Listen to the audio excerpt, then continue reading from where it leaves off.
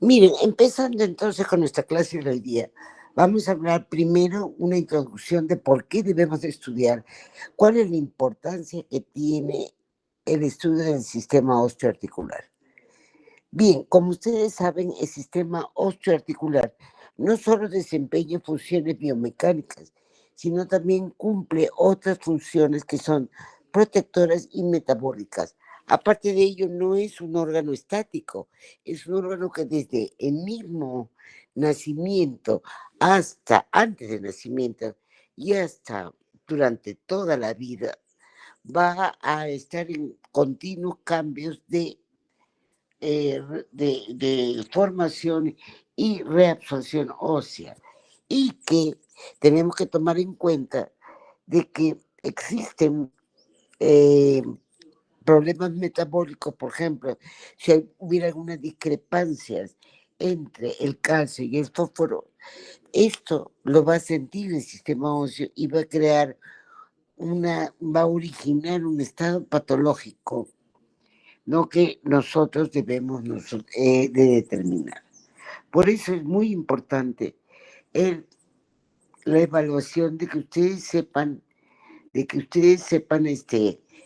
primero, todas las cantidades de técnicas de imágenes que podemos utilizar para el estudio de todo el sistema óseo, ¿verdad?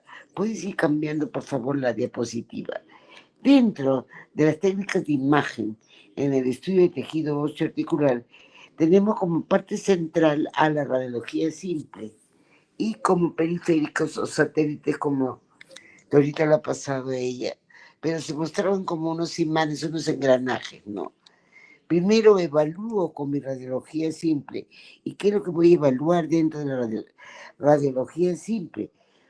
Obviamente tengo que detectar cualquier alteración de densidad o alteraciones o fracturas o soluciones de continuidad en la cortical para poder nosotros dar el diagnóstico. Pero obviamente que para poder hacer eso tenemos que ver cómo es el hueso normalmente. Acá, por ejemplo, en estas diapositivas de radiología simple, están viendo ustedes hacia el lado izquierdo un fémur normal, donde ustedes ven la parte blanda, identifican la parte blanda e identifican también el tejido óseo, y están viendo también muy cercano a ella la articulación de la rodilla.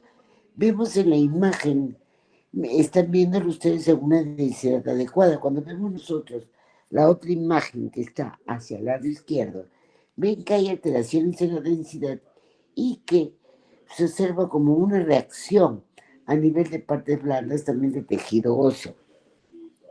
Entonces, eso es lo que nosotros vamos a identificar en la radiografía, aparte de que también determinar la presencia de fracturas o de tumores óseos o de procesos inflamatorios o infecciosos que alteren también la estructura del hueso.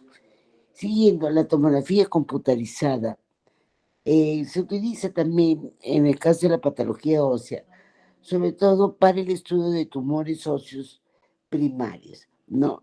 Y la tomografía es muy buena para detectar y valorar las calcificaciones de la matriz tumoral.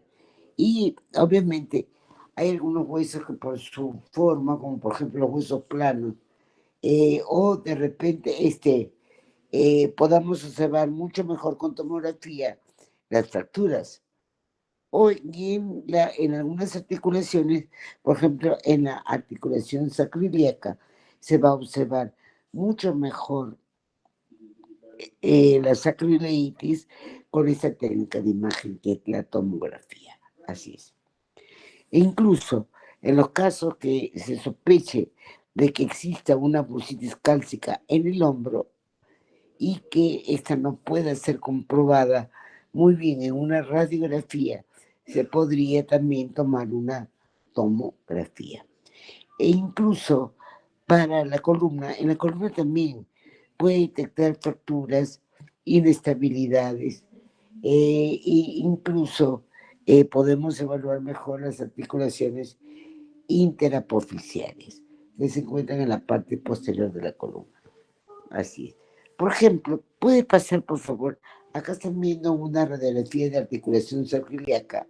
A la derecha, al costado, observamos una radiografía del maxilar inferior. Así es. Y podemos observar en la primera, la de la radiografía del fémur, una alteración en la densidad en ese tercio superior, en donde observan ustedes una imagen osteolítica, o sea, negra, de destrucción, con una imagen densa dentro, que corresponde a un nido, ¿no? Esto es un osteoma, osteoide, así. Acá también, en este maxilar inferior, podemos observar una imagen osteolítica en esta rama horizontal del maxilar inferior. Seguimos, por favor. Acá mostrando una, miren cómo se observa en una radiografía simple. Puede pasar, puede pasar. Pasa, por favor. Miren esta imagen de acá. Esta es una radiografía en donde se muestra la articulación sacroiliaca, pero en realidad no identificamos nada. Entonces, si ven en la imagen del costado, estamos viendo una vista axial de la articulación sacroiliaca, en donde perfectamente observan hasta el espacio articular, en la de abajo también. Por eso es mucho mejor entonces, en este caso que es una articulación compleja, en el caso de que el paciente tenga una sacroileitis, podamos solicitar entonces una tomografía computarizada. En la imagen de la izquierda están observando ustedes las articulaciones interapofisiarias de la columna vertebral. Seguimos, por favor, puede pasarla, please, gracias. La resonancia magnética. En general, la resonancia magnética es para qué? Para observar. En el caso de la patología ósea, vamos a ver de que con la resonancia magnética es la mejor técnica para que nosotros podamos diferenciar lo que es una médula ósea normal de una patológica. También es útil para valorar la extensión intra y extraósea de un tumor. No. Por ejemplo, en el caso de tumores en extremidades, eh, va, va a proporcionar información acerca de la extensión y de la afectación articular. Así también vamos a poder evidenciar desplazamiento de los paquetes vasculonerviosos principales. Ahora, en el caso de la patología articular, la resonancia magnética, sí, muy bien, muy interesante esta diapositiva, pero para terminar más chiquito, es bastante utilizada la resonancia magnética para la patología articular. Excelente para observar sobre todo el estudio del cartílago articular, como lesiones intraarticulares de la rodilla y cuando se sospecha de una necrosis aséptica. En esta imagen que ustedes están viendo, este es un osteosarcoma. Está mostrando un estudio comparativo entre una pierna derecha normal y una izquierda patológica, como están ahí observando, ¿verdad? Esto es en el caso como lo que ustedes están viendo entonces es dentro de nuestro sarcoma. Dentro de la pierna normal, o sea, la pierna derecha, pueden ustedes observar la tibia y el peroné hacia el costado. Cuando nos vamos hacia la otra imagen comparativa, vamos a observar esta alteración en la intensidad de la médula ósea. Así es. Aquí se observa una alteración de la intensidad con unos contornos difusos mal definidos, ¿verdad? Y miren ustedes, se observa perfectamente el paquete báculo nervioso, cómo es que se encuentra realmente desplazados. Y nos sirve también para valorar, y solo hablábamos de la extensión, ¿no? Valora también la afectación de la articulación vecina. En ese dispositivo que se está mostrando ahorita es la artroresonancia, que esto es una extensión del estudio de resonancia magnética que es utilizado para observar, para evaluar el cartílago articular.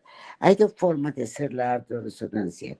Una en donde yo inyecto directamente a la cavidad articular la sustancia de contraste mediante una punción obviamente articular. Lo que se inyecta es un contraste paramagnético. Y el otro, esa es una artorresonancia directa. Y hay una artorresonancia indirecta que viene a ser que cuando se inyecta esta sustancia paramagnética, pero por vía endovascular. Sigue, por favor, con la próxima. Avanza, avanza. Acá estas son las indicaciones generales entonces de una artroresonancia, que es la que están ustedes viendo ahí, en donde en la imagen, no, te ha pasado, mija, todavía no, miren acá por favor en la artroresonancia, observan ustedes en la imagen una rodilla, una articulación de rodilla en donde se inyecta la sustancia de contraste, como es que se observa de que este gadolinio ha penetrado en esta zona.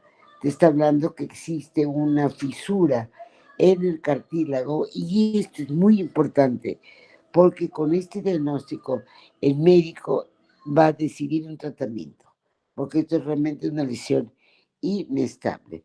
Y el tratamiento es obviamente, cuando es inestable, es quirúrgico. Seguimos, por favor, que estábamos viendo ecografía. La ecografía es también una técnica de imagen bastante utilizada para hacer ecografía de hombro, ecografía de rodilla, ecografía de codo, de muñeca, y que lo que va a detectar alteraciones a nivel de los tendones, ¿verdad? Y también si existe un problema a nivel de la synovia, vamos a poder observar derrames articulares. Y también, sobre todo en este, por ejemplo, en una artritis reumatoide, también para identificar cuerpos extraños, como podría ser que una aguja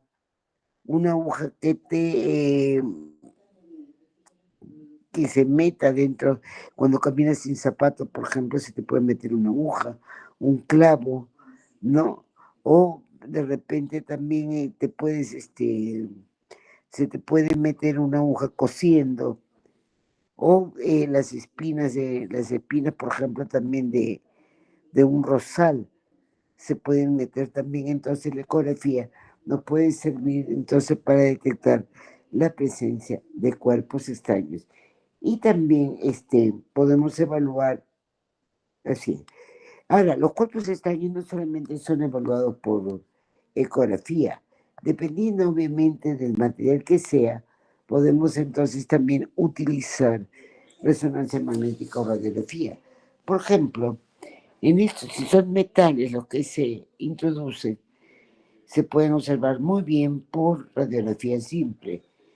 Hay otros como el vidrio, el plástico, en donde deberemos utilizar también resonancia magnética para también diagnosticar la presencia de cuerpo extraño. Aparte de eso, podemos utilizar la ecografía como una guía cuando queramos hacer algún proceso de intervencionismo, ya sea una biopsia o de repente drenar el líquido y hacer algún estudio citológico. Utilizaremos entonces también la ecografía. Sigue, por favor, la medicina nuclear. La medicina nuclear también, esta o gammagrafía ósea, se va a definir como un estudio morfofuncional del esqueleto, y esto está basado en la distribución y acumulación de un radio trazador en una zona del hueso. Utiliza tecnecio 99, marcado con fosfato, y está indicado ¿dónde? en pacientes que tienen fracturas, para el diagnóstico de fracturas de estrés, que a veces no se ven bien en la radiología simple, pero clínicamente para nosotros es una fractura de estrés. Podemos hacer entonces, solicitar una gamografía ósea. Por ejemplo, cuando queremos hacer un diagnóstico temprano de una artritis séptica o de una osteomielitis, la medicina nuclear nos va a dar un diagnóstico mucho más temprano que una radiología simple.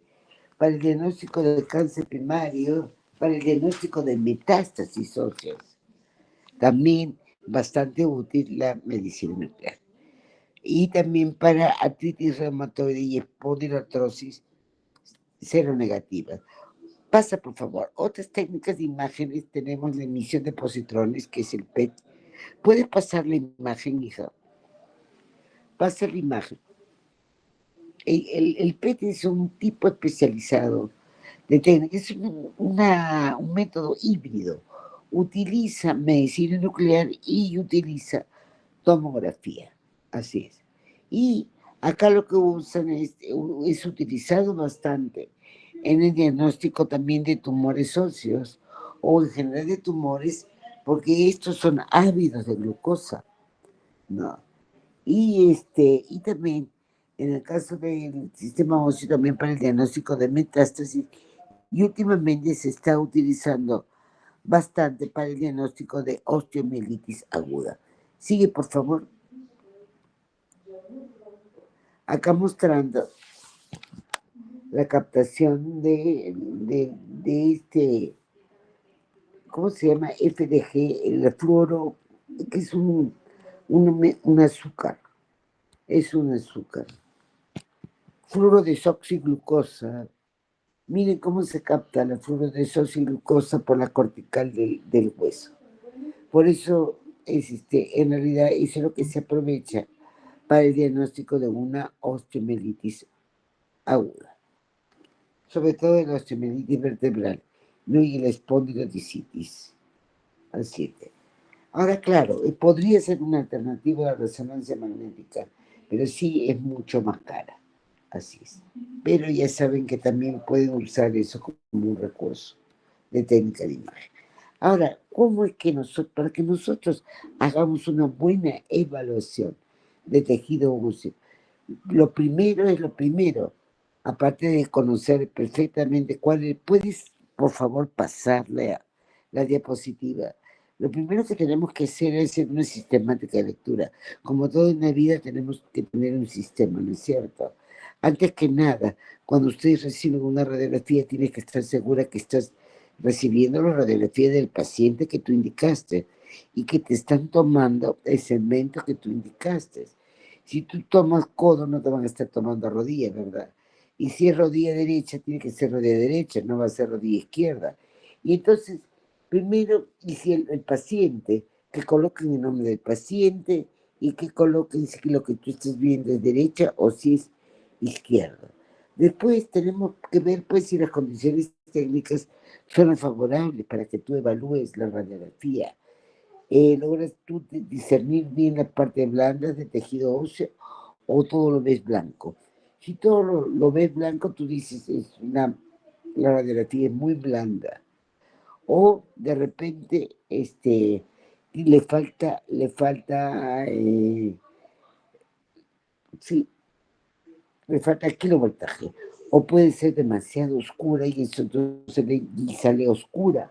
Entonces tú dices, esa radiografía está sobreexpuesta, no me va a permitir hacer una buena identificación de la patología, ni la blanda tampoco. Entonces, ni muy blanda ni muy oscura. Así. Las proyecciones, generalmente son dos, cuando evaluamos extremidades, ya sean brazos o piernas, frontal, como lo están viendo a la izquierda, y lateral. Obviamente, en el caso, acá por ejemplo, sigue, por favor, sigue, ya mostrando acá tobillo, frontal y lateral.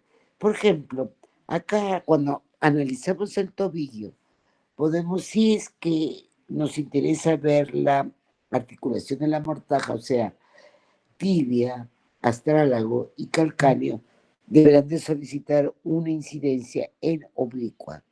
Ok, muy bien. Entonces aquí le agregamos frontal, lateral y oblicua cuando nos piden la mortaja. Acá están viendo la radiografía de codo en frontal y en lateral.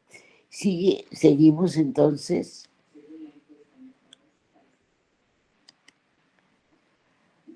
Entonces, como les digo, hay ciertos casos en donde van a requerir solicitar una proyección adicional, como en el caso de que estoy sospechando de una patología en especial a nivel del tobillo. Entonces, voy a solicitar una incidencia en oblicua para ver la mortaja. Y también se debe de especificar, por ejemplo, en la radiografía de rodillas si la queremos en posición de pie o echado. Generalmente la radiografía de columna se solicitará también en posición de pie, o sea, de carga. ¿Por qué? Porque esto nos va a permitir evaluar mucho mejor el espacio articular. Cuando queremos nosotros evaluar articulaciones, ya sean hombros, rodillas, codos, preferible que sea comparativo. Así es. Cuando es niño también debe de solicitarse estudios comparativos. Ahora, existe una serie, por ejemplo, estamos sospechando que hay una metástasis ósea en un paciente que ya sabemos que tiene cáncer y que empieza con dolores óseos. Entonces, y no está a la mano solicitarle, por ejemplo, una gamografía ósea, o la otra es mucho más cara, es carísimo, el PET. Si contamos con un equipo de rayos X, podemos pedir entonces un survey óseo o llamado también serie metastásica. ¿Qué comprende ese serie metastásica? Comprende una radiografía de tórax, una radiografía lateral de cráneo, una radiografía anteroposterior de columna, cervical, dorsal, lumbosacra y la lateral también, una radiografía de pelvis anteroposterior y que esta radiografía de pelvis que incluye entonces tercio superior de los fémures. En esta radiografía que están viendo aquí hay incidencias. Por ejemplo, no, muy rápido, hijo, muy rápido. Vuelve, por favor, adelántate, ya. Ahí lo que están viendo es una radiografía de parrilla costal. No, en esta, ahí quédate. La radiografía de parrilla costal la están viendo ustedes en frontal y están viendo al paciente también colocado en posición oblicua porque debemos de tomar una frontal y una oblicua del derecha o izquierda, dependiendo donde tú estés sospechando de que hay una patología como la fractura. Si bien es cierto, los arcos costales, la parrilla costal, puede ser visualizada en una radiografía de tórax, a veces no logra definirse bien y entonces solicitaremos una radiografía de parrilla costal. Si ustedes notan bien en la radiografía de tórax, acá se hacen mucho más notorios, estamos viendo los arcos costales y no tanto la trama vascular. Es porque la técnica de imagen es otra. Sigue, por favor, acá mostrando otras incidencias, por ejemplo, de rodillas, que no solamente es frontal y lateral, sino que pueden ser también axial y lateral, como están viendo acá. Axial y lateral. ¿Para qué nos serviría eso? La axial, miren, por ejemplo, vean la rótula. Están identificando bien la rótula y la relación que existe con este cóndilo femoral. Lo mismo lo están viendo en esta lateral para ver lateral de rótula. Y no solamente ver la relación, o sea, el cartílago articular, sino también la alineación de la rótula con respecto al cóndilo y hacer también así diagnóstico de subluxaciones o luxaciones. Muy bien, sigue por favor, continúa. Acá están viendo la otra. Esto es una radiografía de columna lumbosacra, acuérdense que también es frontal y lateral. Pero hay más incidencias en la columna que se puede ir solicitando. Por ejemplo, si yo sospecho un desplazamiento de una vértebra sobre otra vértebra, que es lo que se conoce listesis, Entonces solicitaré radiografías funcionales. ¿Qué significan radiografías funcionales? En hiperextensión y en hiperflexión. Y si el paciente, no te vayas tan rápido, hija, y si el paciente te está solicitando, está manifestando que tiene calambres o adormecimientos de miembros, solicitaré incidencias oblicuas de columna cervical, porque debo de suponer que hay un estrechamiento de los agujeros de conjunción que se observan muy bien en las incidencias oblicuas. Seguimos. Cuando sospecho de que existe un traumatismo de columna lumbosacro que está comprometiendo la columna posterior, pediré también entonces incidencia oblicua en paracolumna lumbosacra. Así es. Seguimos, por favor, avanza una mano. Ahora, en cuanto habíamos dicho entonces que la placa, la técnica, no debe ser ni muy blanda, ni muy quemada, porque no nos va a permitir imágenes. Pero hay, por ejemplo, cuando tú sospechas que se te ha metido un cuerpo extraño en partes blandas, puedes pedir una radiografía para partes blandas y te va a permitir ver esto. Después también podemos escoger placas especiales como para las de mamografía, que antes se usaban bastante para observar alguna característica o alteración ósea cuando estamos sospechando y descartando un tipo de artritis metabólica. Por ejemplo, en estas imágenes que ustedes están viendo hacia la derecha, están observando, por ejemplo, no sé si logran ver un cuerpo extraño en partes blandas adyacentes a la tibia en la incidencia lateral. Y en la parte de abajo se observan erosiones de la cabeza a nivel de las falanges distales, que son muy bien ejemplizadas en este tipo de radiografías. Y acuérdense que en los niños es conveniente solicitar la evaluación bilateral. No, así es. Igual como las articulaciones, es conveniente evaluar las dos articulaciones. Seguimos. Ahora, los huesos, como ustedes saben, no pueden clasificar según la forma, huesos largos, huesos planos y huesos cortos. Sigue, por favor.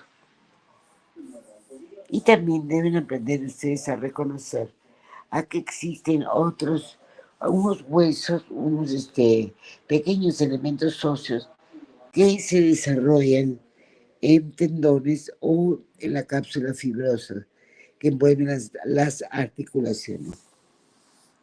Y es importante que ustedes sepan eso para que no estén diagnosticando como fracturas cuando son en realidad huesos sesamoideos.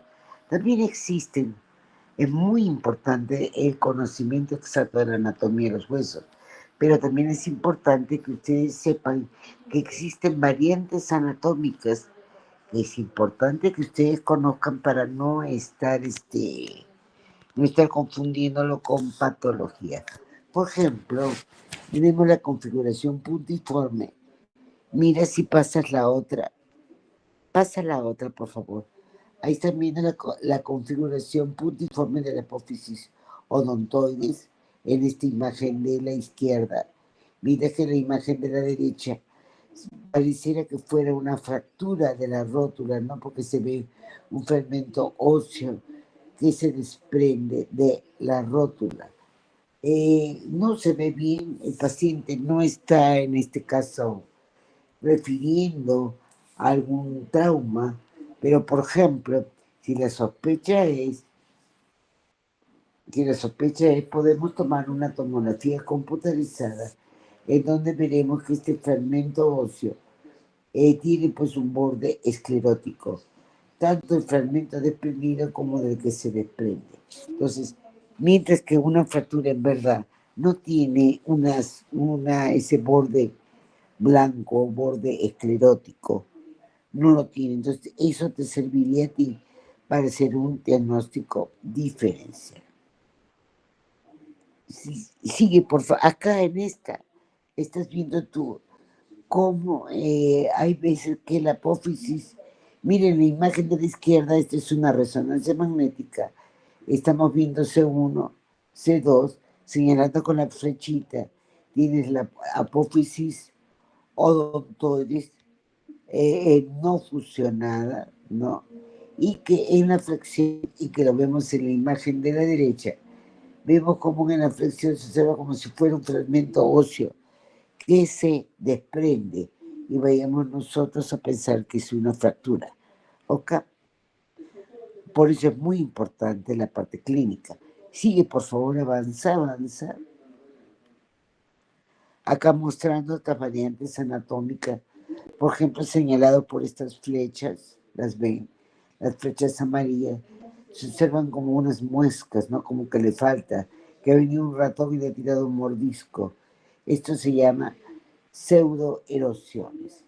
Y en la imagen de la derecha están viendo también escotaduras, estas son las cabezas de los metatarsianos, o sea, del pie. Y se observa como escotaduras. Y también radiotransparencias. Así es. Y miren también la forma de las interfalángicas proximales. Ok. Estas son las interfalángicas proximales. Es muy importante que ustedes la reconozcan. Cuando vemos nosotros una radiografía, pueden seguir, por favor, vamos a ver esta columna. Una radiografía de columna, ¿qué es lo que vemos primero? La alineación. ¿No es cierto? La columna debe ser recta, de hecho que sí. Pero existen algunos procesos en donde la vamos a observar desviada, por ejemplo, como acá, en esta imagen en medio. A esto le llaman escoliosis, ¿no? Cuando la columna adopta esta forma en S. Así. O a veces puede haber un abombamiento de la columna dorsal, que es lo que nosotros llamamos cifosis.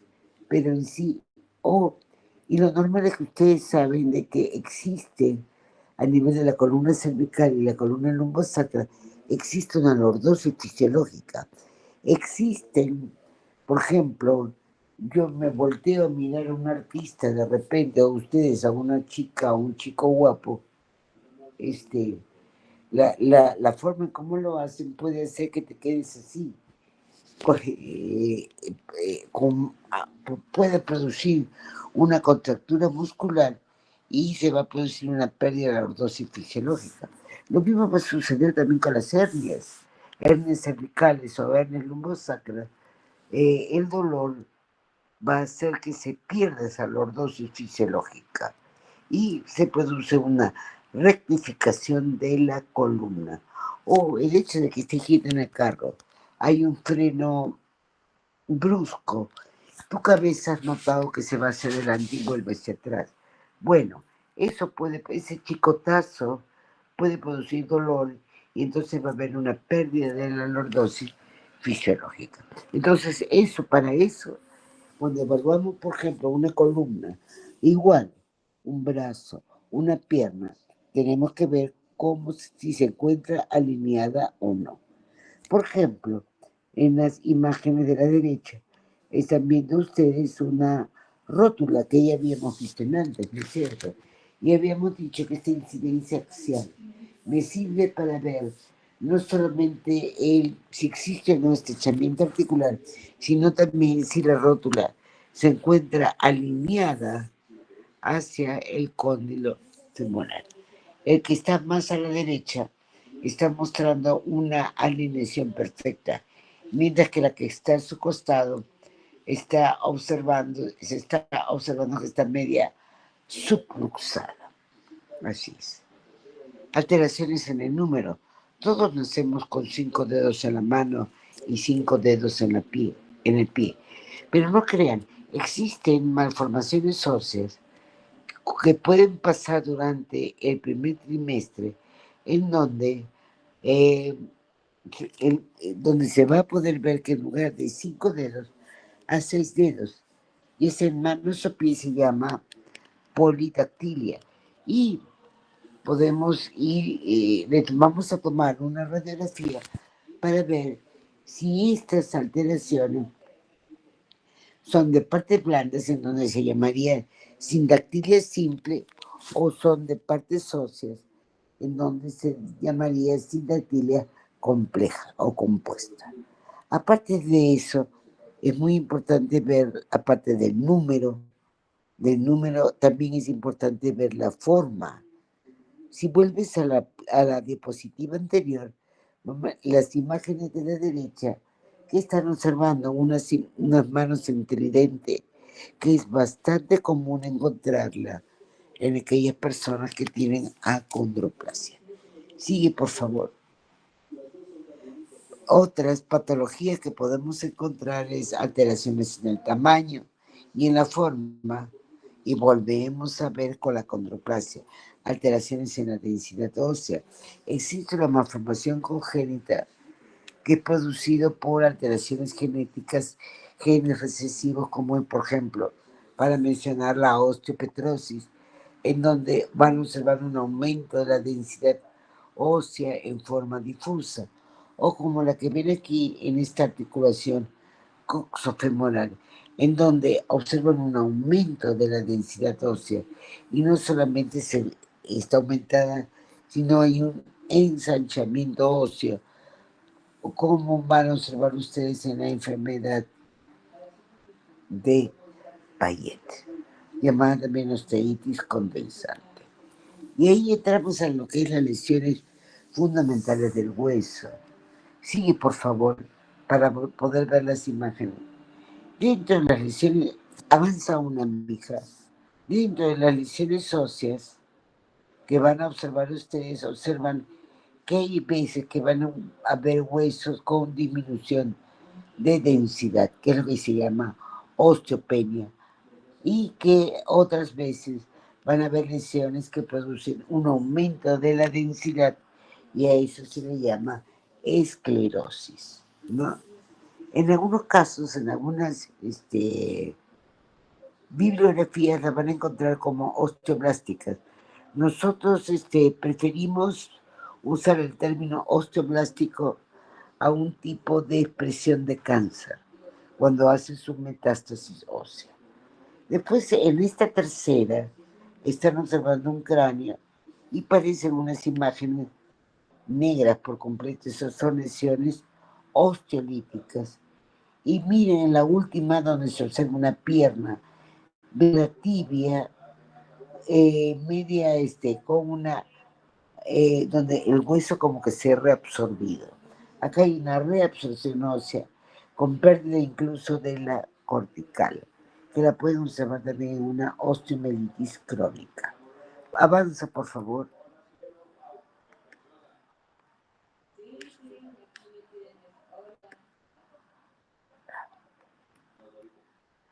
Acá otros tipos de lesiones elementales. Tienen ustedes, miren, algunas lesiones metabólicas como hay el engrosamiento cortical.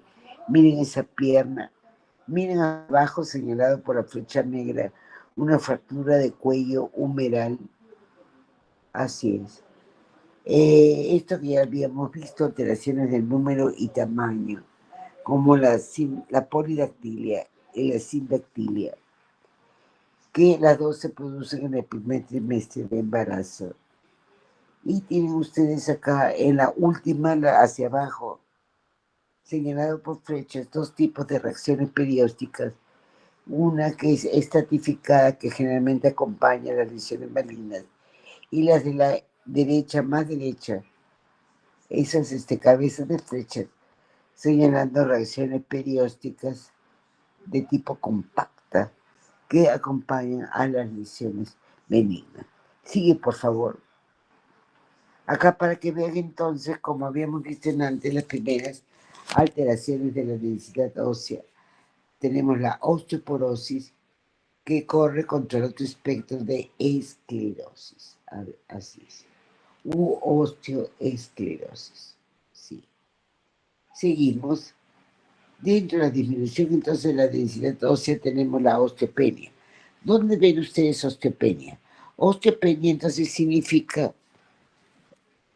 disminución de la densidad ósea.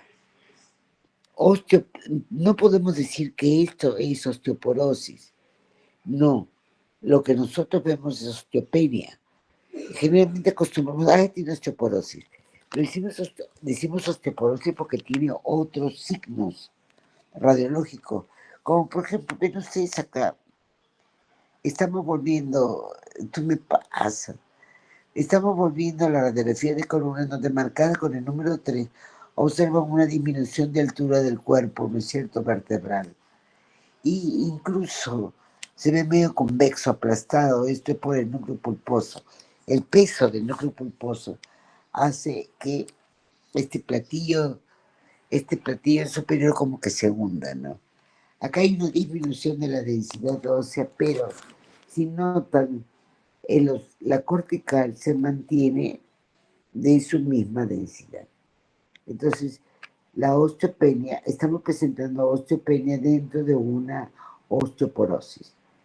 Otro ejemplo de osteopenia lo van a encontrar en la osteomalacia, en donde aquí estamos encontrando unas imágenes radiolúcidas que corresponden a las famosas líneas de luz que se observan donde en una osteomalacia. Pero la osteomalacia tiene un origen en una alteración en la vitamina D.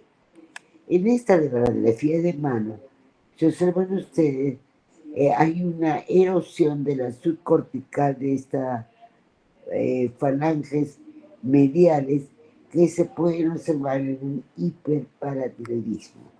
Y otro ejemplo de osteopenia puede ser la manifestación, estaría en la manifestación de una de las manifestaciones del mieloma múltiple, sería la osteopenia difusa.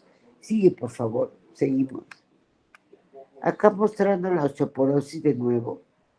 Ya sabemos que es una enfermedad metabólica caracterizada entonces por pérdida progresiva de la masa.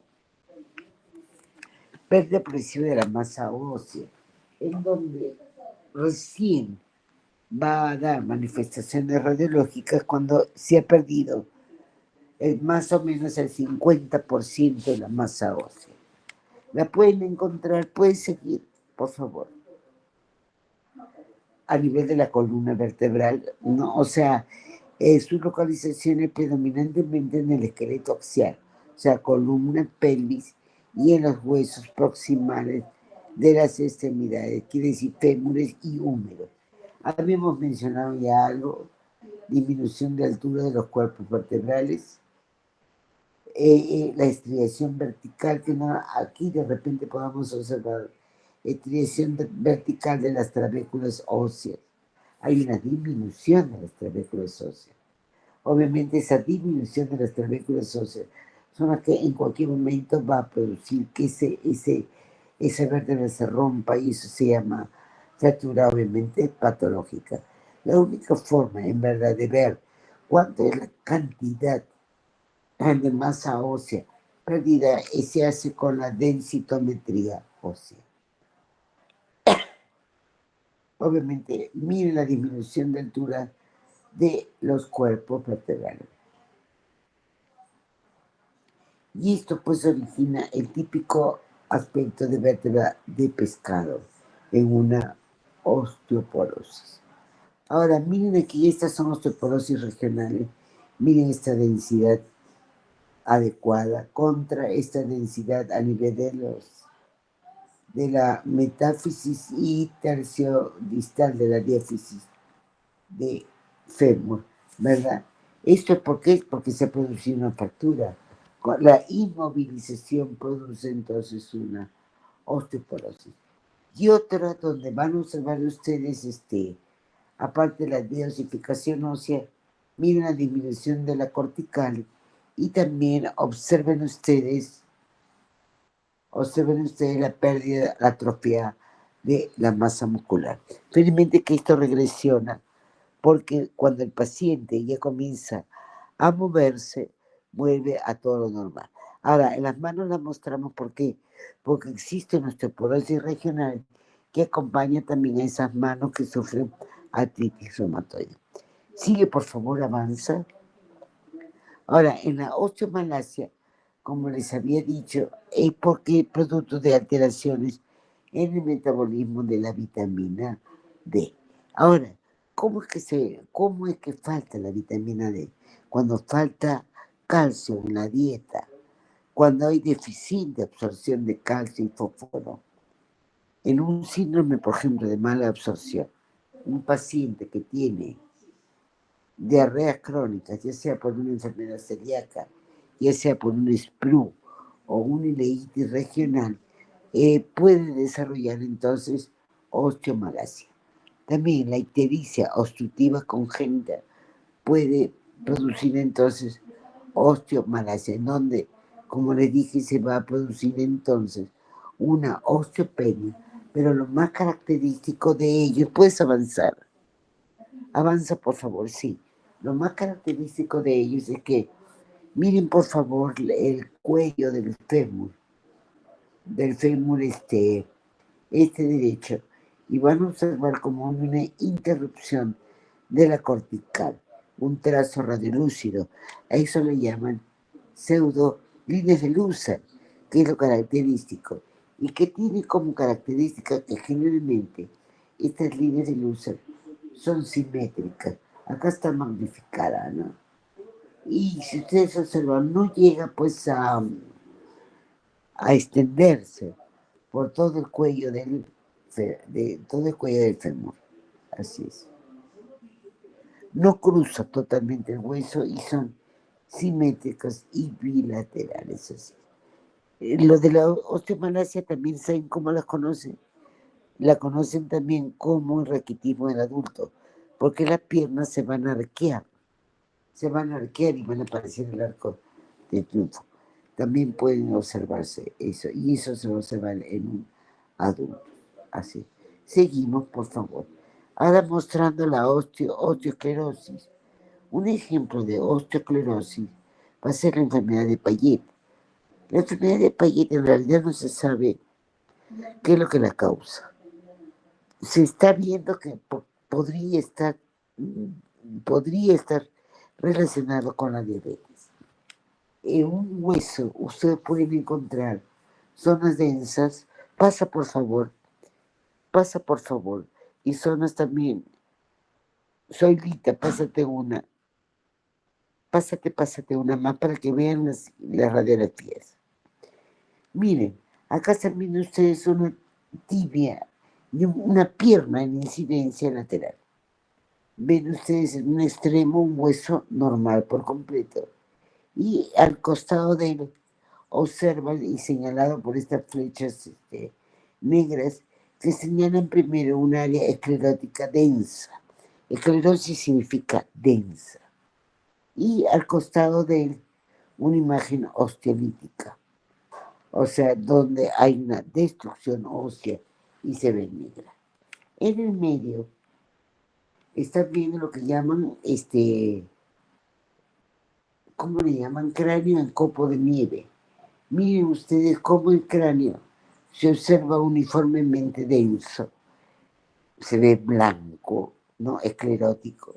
Pero no solamente esclerótico, también se observa aumentado de tamaño. Y miren estas imágenes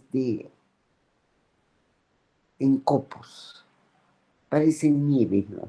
Por eso le llaman imágenes en copo de algodón. Acá en la columna, también bastante frecuente su afectación.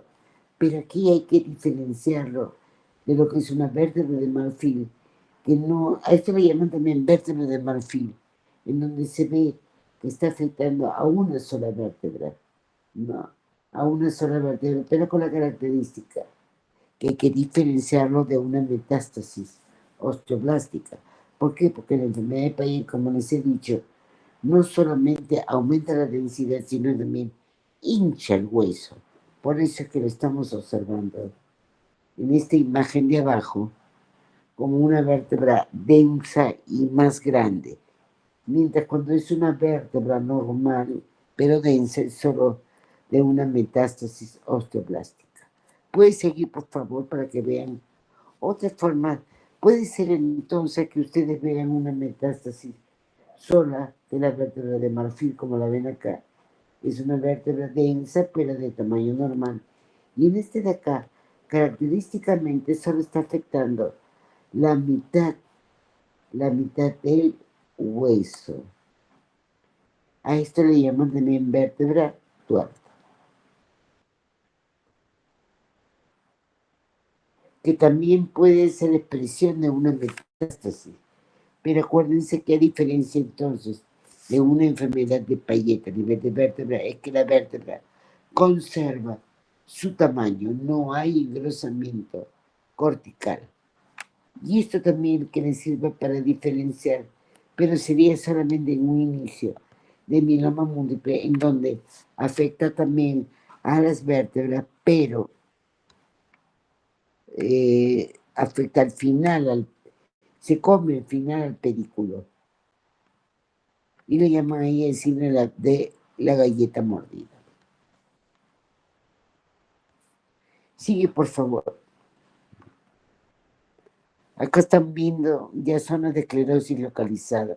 O sea, las lesiones escleróticas pueden ser difusas, como en la enfermedad de Payet, como en la metástasis osteoblástica, o pueden ser como la osteopetrosis, que es una enfermedad también congénita que afecta a los niños con un gen recesivo, en donde observas tú que hay un aumento de densidad ósea a nivel del cráneo, a nivel del cuerpo vertebral, a nivel de los brazos, pelvis, piernas, por todos lados, y que obviamente hay fracturas constantes, de hecho que sí, como también hay lesiones escleróticas localizadas, como esta podría ser la llamada osteoponquilosis, que son zonas escleróticas múltiples áreas redondeadas u ovoideas. Como se ven aquí, son que afectan las partes proximales de los fémures. Afecta epífisis, metáfisis, muy raro que afecte la diáfisis. Otras, puedes seguir avanzando, por favor. Otra más para mostrarles otras patologías que dan zonas escleróticas localizadas. Por ejemplo, miren esa radiografía de fémur, en donde se muestra a nivel justo del trocánter mayor, se puede observar una imagen redondeada que corresponde a un infarto óseo. Generalmente los infartos óseos son consecuencia de otra enfermedad de base, ¿no es cierto? Otras imágenes que pueden encontrar, miren hacia la izquierda, estas radiografías de rodillas en un niño con leucemia. O sea, es una otra forma de manifestación de estos tipos de esclerosis localizada. También la hipervitaminosis A puede producir también alteraciones, como le están viendo ustedes aquí, o el cretinismo, o zonas escleróticas, o digamos, imágenes escleróticas longitudinales, como se observa en la sífilis. Seguimos. Otra más, por favor. Acá tienen imágenes osteolíticas, que también es una expresión de qué? De metástasis ósea. Las zonas sigue, por favor, sigue más que. Acá tienen una metástasis osteolítica, la ven a nivel del cráneo, región parietal, y a nivel de radiografía de rodilla se observa también imágenes osteolíticas. Acá en el esquema están viendo ustedes las causas enfermedades que producen estas imágenes osteolíticas. Ahora, no solamente, claro, lo más frecuente es que sea metástasis, ya sea metástasis de pulmón, metástasis de mama o metástasis de tiroides. Y las metástasis osteoblásticas, el cáncer que con más frecuencia va a producir metástasis osteoblástica es el cáncer de próstata. Así es. acá mostrando en este esquema los otros diferentes tipos de causas que pueden producir entonces estas imágenes osteolíticas. Sigue, por favor. Acá mostrando un survey óseo. ¿Se acuerdan que antes dije que el survey óseo, cuando tú quieres diagnosticar o tienes sospecha de que que haya una metástasis ósea por el dolor que presenta el paciente, pueden ustedes recurrir a una serie radiográfica que se llama survey óseo. Y acá estamos mostrando un survey óseo en un mieloma múltiple. Miren las imágenes osteolíticas, sin mucho borde esclerótico. Miren a nivel del cráneo múltiples imágenes osteolíticas que le llaman el sacabocado. Miren cómo se observan estos agujeros que se observan a nivel del tercio superior de la diáfisis femoral. Miren a nivel del fémur. Miren a nivel del cuerpo vertebral. Acá en tomografía lo están viendo a nivel axial. Miren hacia abajo, por favor. Miren la pelvis, también con imágenes. La rama está señalada por la flecha, la rama isquiopúbica. Y también a nivel del húmero, miren aquí la articulación del hombro. A nivel del tercio superior se observa múltiples imágenes osteolíticas. Seguimos, por favor. Y hasta acá nos quedamos, chicos. La próxima clase seguimos con lesiones solitarias óseas y también con fracturas. Para terminar con esto. A ver, ¿quién ha faltado? ¿Aló, me escuchan? Sí, doctora. Sí, doctora. Sí, doctora. A ver, me van a decir sus nombres, por favor.